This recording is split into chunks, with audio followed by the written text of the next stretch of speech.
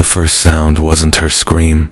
It was the splash. Cold water hit her face as she gasped, fingers clawing at the wooden rim of the trough. Her torn dress hung off her shoulders, soaked and stained with dirt, sweat, and blood. Under the harsh Texas sun, her skin looked almost gray. Flies buzzed around her wounds like they were waiting for permission. Colt Branson stood behind her, jaw clenched, breath heavy. His boots were still dusted from the fence line, where he'd found her collapsed in the weeds, barefoot, barely breathing. He wasn't her kin, wasn't her husband. Hell, he didn't even know where she'd come from. But when he saw her lying in the dirt, something inside him tightened. A pull he couldn't explain. "Stay with me," he muttered. She tried. Her arms trembled violently. Her lips were blue. Every breath she dragged in shook her whole body. Colt scooped cold water and poured it gently across her back. Blood swirled into the trough, turning the water a cloudy red. He'd seen injured Mustangs, shot up ranch hands, men dying slow on the borderline, but nothing had ever hit him like the emptiness in her eyes when she first opened them. Like she was staring at the world for the last time. Rumors were already running wild in his mind. A runaway, a thief, someone's property, someone's mistake. Out here, a woman found half dead in the dirt wasn't a mystery, it was a warning. And the kind of men who left warnings didn't stop at the first attempt. Her fingers slipped on the wood. Colt grabbed her shoulders and steadied her. She flinched not from pain, but from fear. Real, deep, bone-cut fear.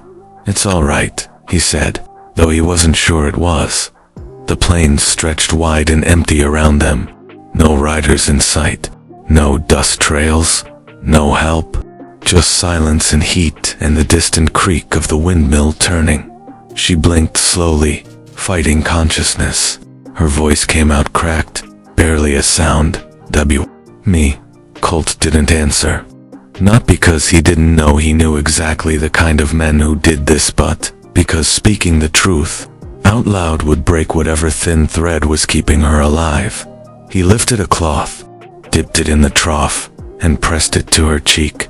She winced, then leaned into the touch like she hadn't felt kindness in a long time, maybe ever. Her breath steadied a little.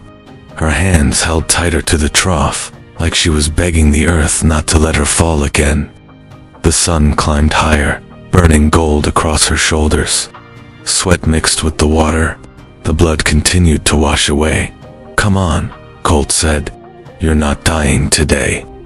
He didn't know if he was reassuring her or himself. After a long moment, her legs gave out. Colt slid an arm beneath her and lifted her carefully. She weighed almost nothing, like someone had drained the life out of her long before he found her. He glanced toward the distant road leading back to Moiti. Somewhere out there, the men responsible were breathing easy, thinking the job was done. Colt Branson knew better. He carried her toward the cabin, the wind whispering through the grass, carrying with it a single unspoken truth. This wasn't rescue. This was the start of a war. The cabin smelled of cedar smoke and sweat, the sharp tang of horses still clinging to the floorboards. Colt Branson laid her gently on the cot by the window, sunlight spilling across her bruised shoulders. She shivered, teeth rattling, skin burning with fever. Her breathing was shallow, uneven, as though the air itself was a stranger. Colt fetched a tin cup of water and held it to her lips. She flinched at first, recoiling from the touch, but the thirst won over. Her fingers gripped the cup like it was a lifeline, her lips trembling as she drank. Each swallow seemed to bring a little of her back to the world. Colt watched, tense, silent, listening to the creaks of the cabin and the wind rattling the shutters. She murmured something under her breath. Not a word he could catch, not yet. Her eyes flicked to his face, wide and haunted, as if searching for some forgotten truth. Nightmares had already started weaving through her mind, shadows curling across the walls. She twitched, murmuring names that didn't belong in this place. Colt's hand hovered over her shoulder, unsure whether to soothe her or stay ready for a sudden scream. Finally, She forced the words past her lips. Her voice was barely audible, hoarse and broken. Lena. Colt froze. That one word hit him harder than any rifle blast. Lena, a name that tied her to more than just a runaway or a victim. That name carried danger men he had sworn never to face again. Men who had ruled the roads and back trails with fear, who believed women were nothing but property and leverage. She tried to speak more, but her throat burned and her body shook violently. Colt covered her with a thin blanket and knelt beside the cot, steadying her with firm hands. She whispered again, fragments of the story spilling out: how they had trapped her on the road, how they had beaten her, why they had left her alive. Names of men she feared, towns they controlled, and promises of pain that had not yet been fulfilled. Colt's jaw tightened. He had known some of them once, when his own hands had been tied to the lawless codes of the plains. Now, the past had found its way to his doorstep, wrapped in the body of a woman barely alive. The wind outside shifted, carrying the sound of soft hoofbeats over the dry grass. Colt stood, peering through the window, muscles coiled like a spring. Boot tracks circled the cabin, small but deliberate. Someone had come to see if she lived. Someone had followed her from the fence line. Lena's fevered eyes met his. In them, he saw terror and determination. She was fragile, yes, but something in her refused to break completely. Her voice, soft and trembling, begged him not to leave her. Not yet. Colt Branson drew a deep breath. He tightened his hands around the shotgun, leaning against the wall, feeling the weight of both responsibility and reckoning. The night was coming, and with it, the men who had hunted her. Whoever they were, they would find her or him ready. For now, he let her rest. Let her fight the fever and the fear. But he knew this cabin, this cat, this small moment of mercy, was temporary. Soon, the plains would echo with the sound of boots, horses, and vengeance. And Lena, finally named, finally alive, would face them with Colt Branson standing between her and the darkness. The horizon burned with the last light of day. Shadows lengthened across the cabin floor. Somewhere out there, the hunters were moving, and Colt Branson, steady and unflinching, knew one thing with certainty.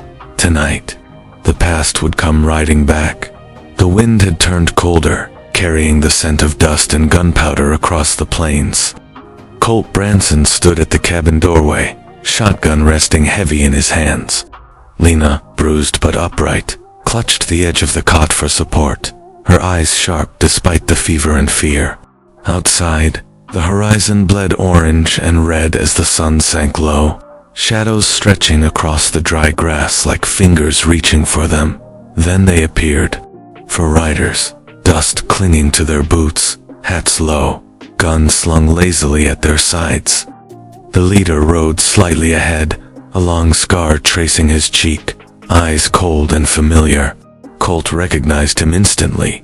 Thatcher Kane, a man who had carved terror across these plains years ago. "Kane," Colt said, voice low, steady. "You're too late." Kane smirked, spurred his horse closer. "Too late for what? The girl. You think she's yours now?"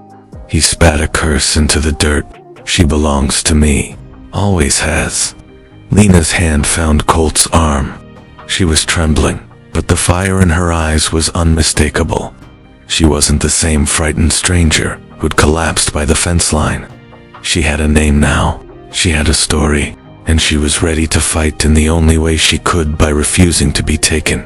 Colt squared his shoulders. "Not tonight. You'll ride back, or you'll ride home in a coffin." Kane laughed, low and cruel, the sound carrying across the open land. He raised his hand, signaling the others forward. Colt tightened his grip on the shotgun. Every muscle in his body tensed. Years of surviving the ruthless plains surged through him. Every gunfight, every betrayal, every scar he bore, all leading to this moment. A shot cracked, echoing across the horizon. One of Kane's men fell, rolling in the dust, the others hitting the ground instinctively. Colt moved like a shadow, firing again, careful, precise. Lena ducked behind the cabin doorway, clutching a chair, a shard of splintered wood raised like a weapon. Bullets tore through the dry air, striking wood and earth, kicking up dust and clouds that shimmered in the last light of sundown. Colt's mind was clear, his hands steady. Every step Kane took was calculated, but Colt had the advantage, the girl, his instincts, and the desert itself as silent witness. Finally, it was down to Thatcher, Kane, and Colt. The world seemed to hold its breath. Lena stepped forward, barely audible. "He's not taking me." Kane sneered. "Then you'll die with him." Colt's fingers squeezed the trigger, a single shot cutting the tension. Kane slumped in the dirt, lifeless. The other men, seeing their leader fall, scattered into the horizon, swallowed by dust and fear. Colt lowered the shotgun, sweat running down his temple. Lena leaned against him, trembling, exhausted, but alive. Her eyes, fierce and aware, met his. No words were needed. The plains had tested them both, and neither had broken completely. Night fell. The cabin glowed with soft light, the wind quiet for the first time in hours. Colt Branson watched the horizon, knowing the men who had hunted Lena were gone for now, and somewhere deep down, he understood what he had saved was more than a life. He had saved a soul, and out there, across the Texas plains, the story of Lena, the girl who should have died, would not be forgotten. Colt and Lena survived. But there are more stories waiting in the dust. Subscribe to Western Stories and witness another gripping tale. Hit the bell, don't miss what comes next.